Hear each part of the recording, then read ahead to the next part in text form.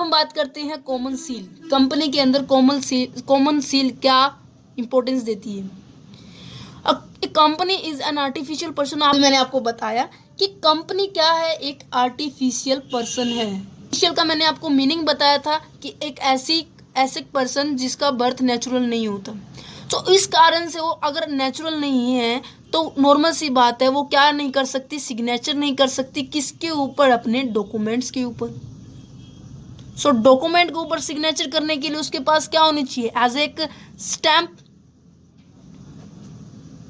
Stamp होनी चाहिए। तो it is a mandatory under the law that every company must have a common seal. हर एक company के पास क्या होने, मैंडेटरी में होता है मतलब कि जरूरी है लॉ के अंदर कि हर एक कंपनी के पास क्या होना चाहिए? एक कॉमन सील होनी चाहिए। कॉमन सील को ही हम स्टैंप बोल रहे हैं। With its name engraved upon it. ये कहते हैं कि उसके ऊपर उसका क्या होना चाहिए? कंपनी का नाम होना चाहिए। स्टैंप के ऊपर कंपनी का नाम होना चाहिए और जगह का नाम होना चाहिए जहां पर कंपनी सेटअप है। ठीक है।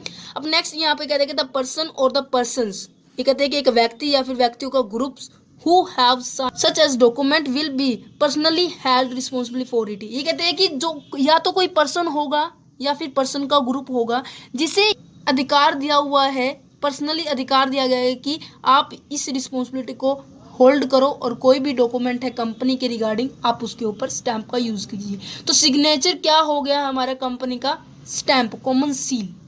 ठीक है।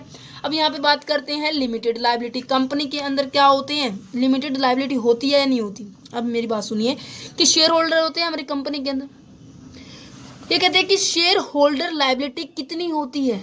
लिमिटेड होती है। कैसे होती है मैं आपको भी बताती हूँ। The amount which is fixed. इसका मतलब ये है कि जितनी अमाउंट आपने अपनी कंपनी के अंदर मेंबर बनने के लिए दे रखी है ना, फॉर एग्जाम्पल 100 शेयर आपने खरीद रखे हैं।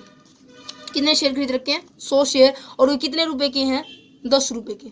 तो आपकी लायबिलिटी जस्ट ओनली 1000 रुपए तक की है, उससे ज़्यादा की नहीं होगी।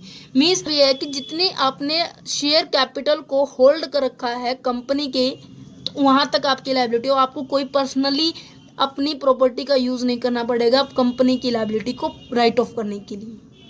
समझ में आई? मान लो कि आपका लॉस हो गया, कंपनी के अंदर लॉस हुआ है 1 लाख रुपए का, आपकी उसके अंदर भागीदारी है बस 10,000 रुपये की। ठीक है। तो आप केवल इन्हीं रुपीज़ का मामला सुनोगे या मामला देखोगे, इस पूरे 1 लाख का नहीं देखोगे। आपको बस इनके 10,000 से मतलब है, 1 लाख से मतलब नहीं है। मतलब कि आपको जस्ट 1,000 रुपये देने हैं, 10,000 रुपये देने हैं और अपनी कंपनी से रिस्पॉन्सिबिलिटी खत्म। मीन्स कि आपकी लायबिलिटी बस इतनी थी। तो यहाँ पे क्या लिखा हुआ है? There personal liability can not be use pay of the company debt. Company के डेट को राइट ऑफ करने के लिए आपको अपनी पर्सनल प्रॉपर्टी का यूज नहीं करना पड़ेगा। ठीक है। अब बात करते हैं नंबर ऑफ मेंबर। कितने मेंबर होने चाहिए कंपनी के अंदर? पहले भी बताया था कंपनी 2 तरह की होती है, प्राइवेट कंपनी और पब्लिक कंपनी। प्राइवेट कंपनी कौन सी कंपनी होती है? वो कंपनियां होती है जो इंडिविजुअली चलाई जाती है। ठीक है, जिसके ऊपर सरकार का कोई अधिकार नहीं होता। और पब्लिक कंपनी वो कंपनी होती है जो सरकार के अंडर होती है। ठीक है। और इनके अंदर मेंबर कितने होते हैं? मिनिमम मेंबर कितने होते हैं? 2 मेंबर होते हैं। और इसके प्राइवेट कंपनी के अंदर और मैक्सिमम मेंबर 200 होते हैं। पब्लिक कंपनी के अंदर 7 मिनिमम होते हैं और मैक्सिमम कितने होते हैं? जितनी कंपनी की शेयर कैपिटल है उतने ही हम उतने मेंबर्स अलॉट कर सकते हैं। ठीक है। अब हम बात करते हैं हमारे 8th पॉइंट के बारे में, रिप्रेजेंटेटिव मैनेजमेंट। ठीक है। रिप्रेजेंटेटिव मैनेजमेंट आपको नाम से क्लियर होगा, एक ऐसा मैनेजमेंट चाहिए जो कंपनी को कंट्रोल कर सके, हैंडल कर सके, प्रॉपरली मैनेज कर सके। ठीक है।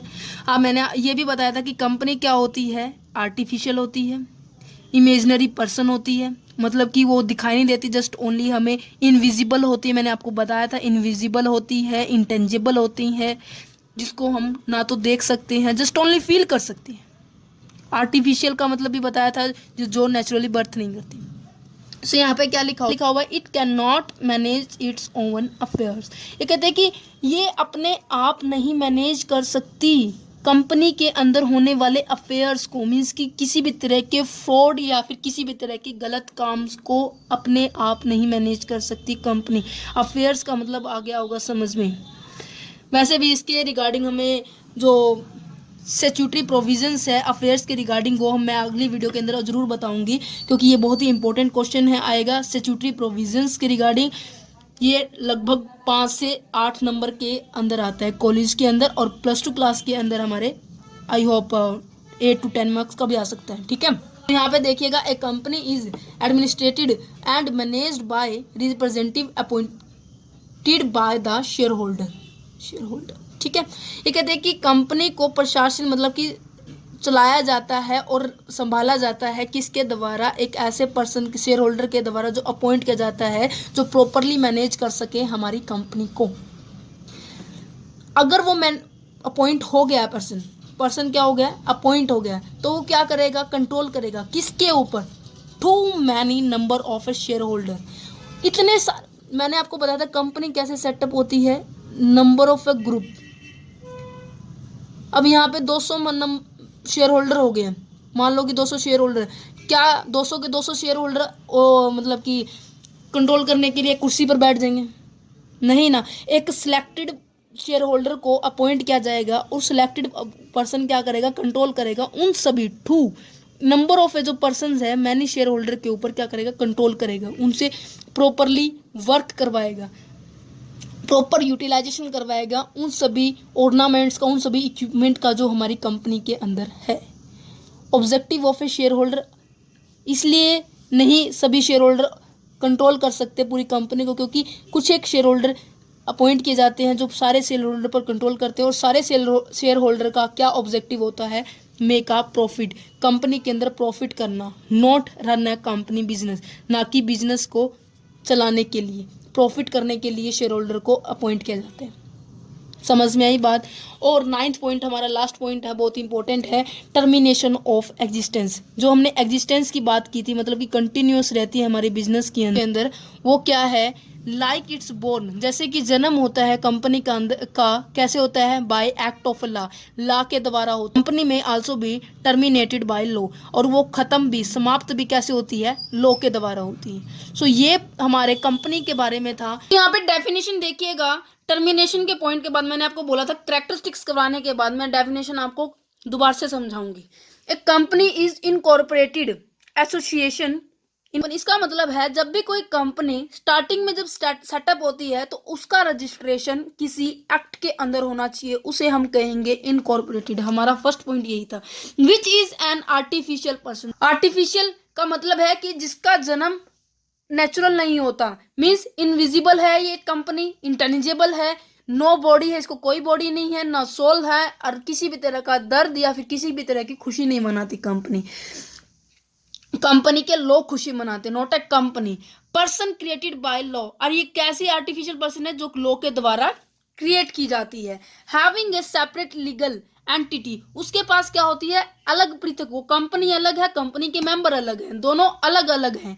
ठीक है, with A perpetual succession, perpetual succession का मतलब है कि वो कंपनी जब हम सेटअप करते हैं वो कंटिन्यूसली ग्रो करती है, उसके ऊपर किसी भी तरह का, किसी भी व्यक्ति का इफेक्ट नहीं पड़ेगा, चाहे वो किसी व्यक्ति की मृत्यु होती हो या किसी कोई व्यक्ति कंपनी को छोड़ के चला जाता हो, कोई पागल हो जाता हो।